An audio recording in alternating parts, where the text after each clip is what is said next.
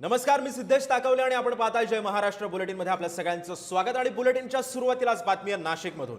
नाशिकमध्ये आता एक राजकीय वातावरण सध्या तापू लागलेलं आहे। नाशिकमध्ये अधिकारीच परस्परांविरोधामध्ये आता भिडल्याचं पाहायला मिळतंय। सत्ताधारी आणि विरोधक एकमेकांच्या मुळावरती उठलेले आहेत। मृतांच्या टाळूवरचं लोणी खाण्याचा प्रयत्न या निमित्तानं केला जातोय। खड्ड्यांवरून उभाटा शिवसेना आमने सामने आली आहे। मृतांच्या नातेवाईकांसमोर सत्ताधारी विरुद्ध विरोधक हे आमने सामने आले होते। त्यांनी नातेवाईकांसमोरच एक राडा घातला। आंदोलनावरून एकमेकांवरती स्टंटबाजीचा आरोप सुद्धा करण्यात आलेला आहे। नाशिकमध्ये खड्ड्यांच्या पार्श्वभूमीवरती उभाटानं आक्रमक भूमिका घेत नाशिक पालिकेमध्ये आंदोलन केलं। यावेळी पीडित कोतकर कुटुंबियांना सुद्धा पालिकेमध्ये ठिय्या आंदोलन केलं। त्याचवेळी शिवसेनेचे नगरसेवकही तिथे आंदोलनासाठी पोहोचले। सत्तेमध्ये राहून आंदोलन करणं चुकीचं आहे म्हणत उभाटानं निषेध केला। तर विरोधक राहून तुम्ही काय करता असा उरफाटा सवाल सुद्धा शिवसेनेनं उपस्थित केलाय।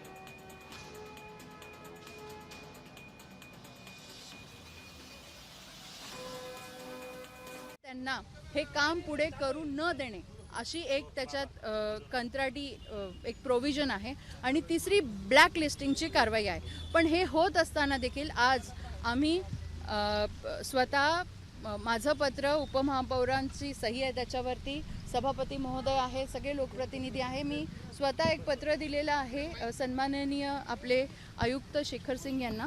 आणि त्याची कॉपी CP सरांना आणि विभागीय आयुक्त कार्यालयाला देखील पाठवली आहे की ह्या पद्धतीचे जे कामं चालू आहेत ते प्रशासकीय काळात झालेले आहेत। त्याच्यासाठी आपण म्हणतोय की प्राधिकरण स्थापन केलेलं आहे कुंभच्या कामांसाठी।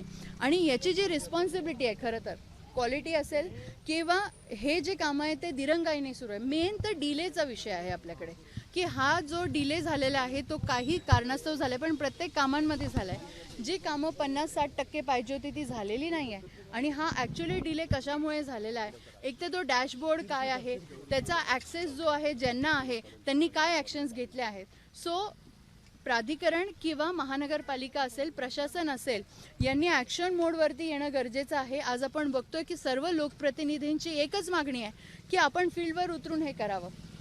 माझं सगळ्यांना म्हणणं आहे की आज ज्या कुटुंबांनी खरं तर ज्यांनी आपल्या कुटुंबातला एखादा सदस्य गमावला आहे, ती जी चूक आहे ती ॲक्च्युली तुम्ही कोणावरती टाकणार।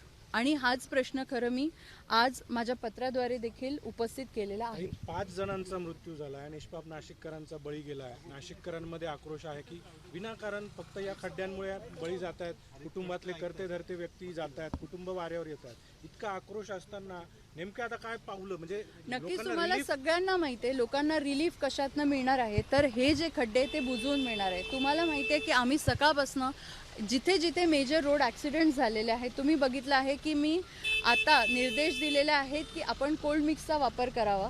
त्यासाठी पाणी चालू असताना दुसरं कुठलंही जे मटेरियल आहे ते टिकत नाही आहे, त्याच्यावरनं अवजड वाहनं गेली की ते उखडून जातं आहे, हे आपल्या लक्षात आलेलं आहे। मुरुम टाकला तर चिखल होतो आहे, त्याच्यामुळे जे जुनं मिलिंगचं मटेरियल आहे आणि जे कोल्ड मिक्स आहे त्याचा वापर करून एक आपण गंगापूर रोडपासून सुरुवात केली आणि एक टेस्ट पॅच घेतला।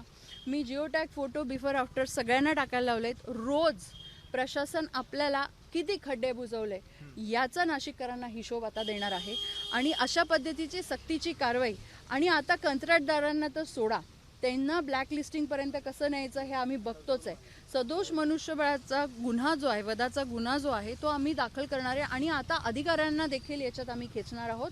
आणि त्यांच्यावरती आता येत्या 7 तारखेला जी काही सभागृहाची मागणी असेल ती आम्ही पूर्ण करणार आहोत।